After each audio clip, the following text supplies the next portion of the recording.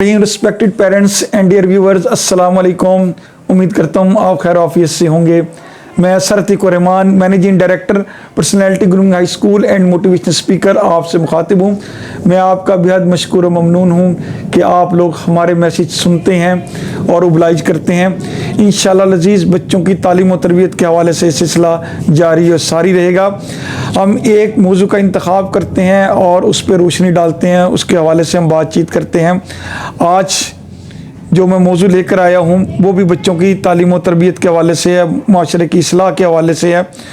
बेटा देखना ये है कि हमारी ज़िंदगी में बदसकूनी क्यों पैदा होती है, या हमारी ज़िंदगी में हम बदसकूनी का सामना क्यों कर रहे हैं, या यूँ कह लीजिए हमें रूहानी सुकून क्यों नहीं है, या दूसरे लफ्ज़ों में ही कह लीजिए कि हमें रूहानी और कल्बी सुकून से हम क्यों महरूम हैं।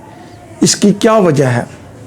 बेटा मेरा मुशाहिदा करने पर मैं इस नतीजे पर पहुंचा हूं कि इसकी 3 वजूहात हैं कि हमारी ज़िंदगी में जो सुकून है हम उससे महरूम हैं। उसकी 3 वजूहात हैं।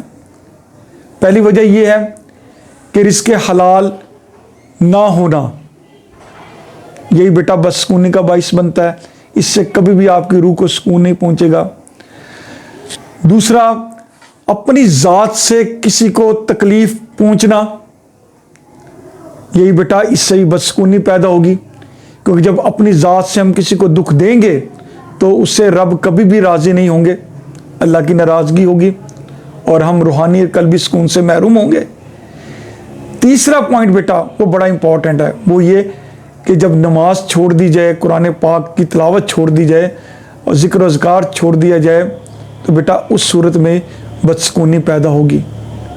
इन तीनों पॉइंट की तरफ ने गौर करना है अगर हम चाहते हैं हमें रूहानी और कल्बी सुकून हो और हम पुरसुकून ज़िंदगी गुजारें। तो बेटा सबसे पहले अपने बच्चों को हलाल इज़्ज़त खिलाना है, हलाल रोज़ी खिलानी है। दूसरा, अपनी ज़ात से दूसरों को सुख पहुँचाना है, दुख नहीं देना, सुख पहुँचाना है। कोई भी हो, खल्क़े खुदा में कोई भी हो, सुख पहुँचाना है, सुख का बाइस बनना है। तीसरा, पंजगाना नमाज पढ़नी है, 5 वक्त की बाजमात, खुद भी नमाज पढ़नी है, बच्चों को भी नमाज की आदत डालनी है, कुरान पाक की तिलावत करनी है, उसका तर्जुमा जानना है कि तर्जुमा क्या है। तीसरा, ज़िक्र अज़कार जिसमें दुरूद शरीफ बेटा ज़रूर पढ़िएगा।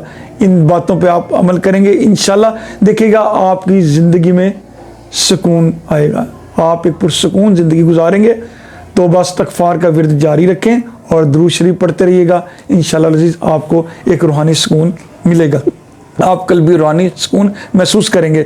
बेटा ये बातें मैं आपको इसलिए बता रहा हूँ कि हम अपनी और माशरे की इस्लाह करना चाहते हैं।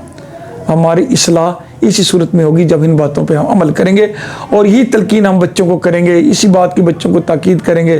तो देखिएगा इंशाल्लाह इनकी तरबियत होगी, एक नया इनकलाब आएगा, बच्चों के अंदर चेंज आएगा, एक तब्दीली आएगी। बात को ज़्यादा तूल नहीं दूंगा, आपकी मसरूफियत को मद्देनज़र रखते हुए ढेर सारी दुआएं आपके लिए। अल्लाह तबारक ताला आपको हर गम दुख परेशानी से बचा कर रखे। रब्बुल आलमीन आपको सेहत तंदुरुस्ती अता फरमाए।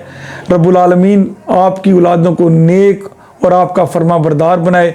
बेटा ये दुआएं आपके लिए। मैं इजाज़त चाहूँगा, मेरा यूट्यूब चैनल जो है ना बेटा उसको सब्सक्राइब भी कीजिएगा, लाइक भी कीजिएगा और शेयर भी कीजिएगा। बहुत शुक्रिया। अल्लाह हाफिज़। पाकिस्तान जिंदाबाद।